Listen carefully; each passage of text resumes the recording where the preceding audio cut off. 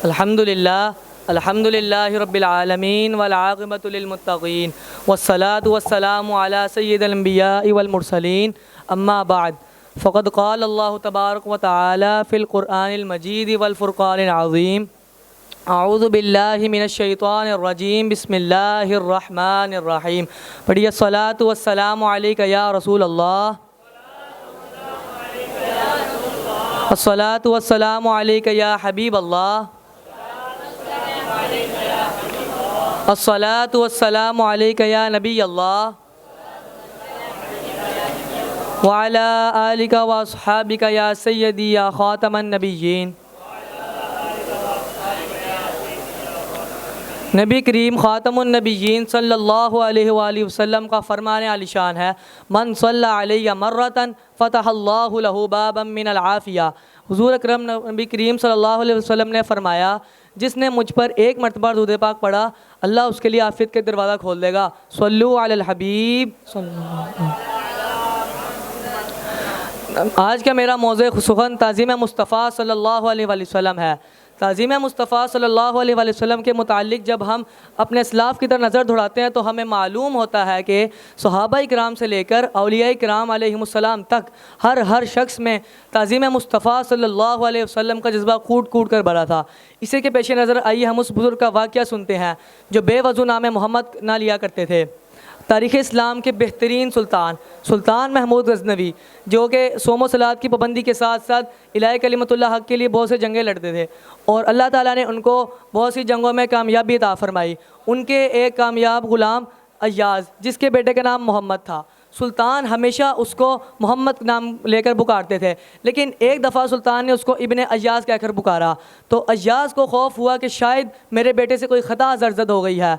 इसलिए वो बादशाह के पास गया और फरमाया, हुजूर क्या मेरे बेटे से कोई ख़ता तो नहीं हो गई? तो सुल्तान ने जवाब दिया, मैं तुम्हारे बेटे का नाम मोहम्मद की ताज़ीम की वजह से हमेशा बावज़ू लेता हूँ, आज मैं बावज़ू नहीं हूँ, इसी वजह से मैंने तुम्हारे बेटे को इब्ने अय्याज़ कहकर पुकारा है।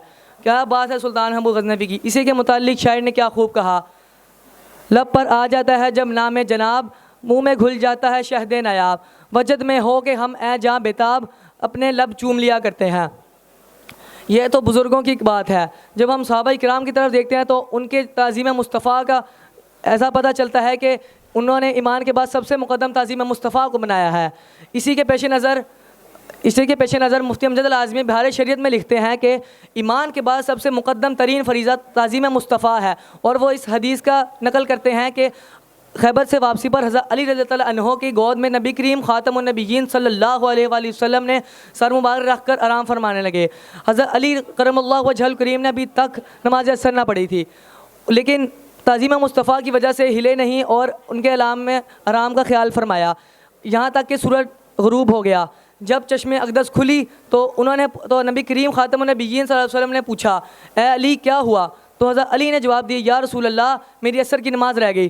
तो नबी करीम ख़ातमुन नबिय्यीन सल्लल्लाहु अलैहि वसल्लम ने हाथ का इशारा किया और सूरज को वापस पलटा दिया।